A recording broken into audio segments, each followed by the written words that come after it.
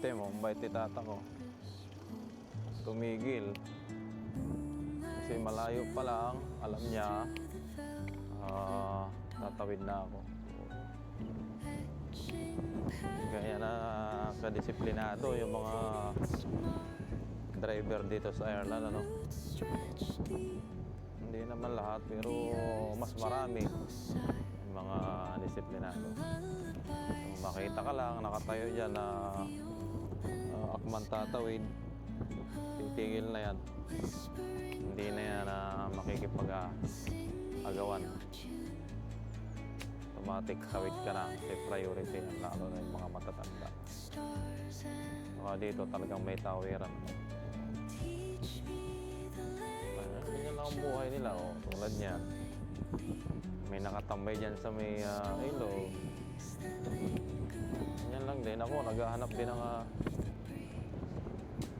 mauupa na plaza.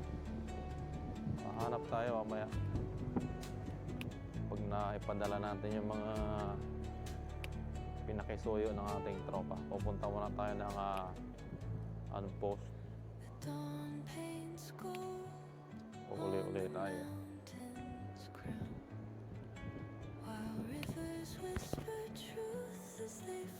Dito may Aldi.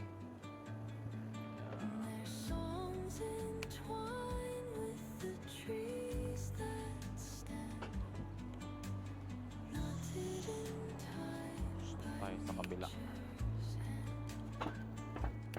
Mamaya na tayo pumunta doon.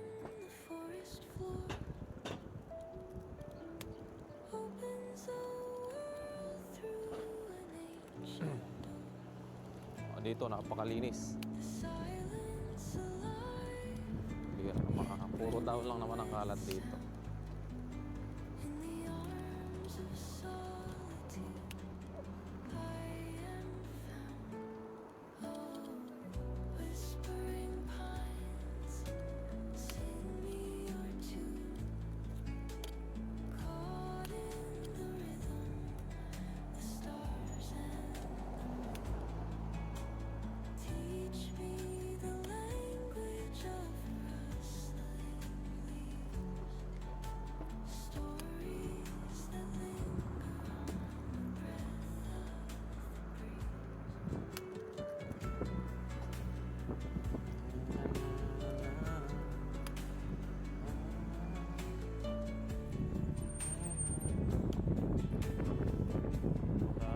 Parating.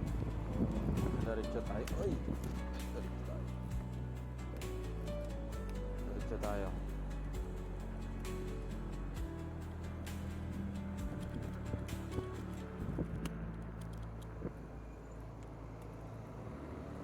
Kaya ano tayo post. Shout out kay Papa P, Michael Piol. Padala ko na yung binalot sa kay Pinsan Yunigario, kay Pinsan Randy Gumiran, kay Aring Paul Antinor. Papa-unpost ko na yung mga special package. Wala hindi pa ako makababa ng Dublin kasi wala pa tayo budget. Medyo matagal pa, siguro next month pa or next month, after 2 months. Tsaga muna.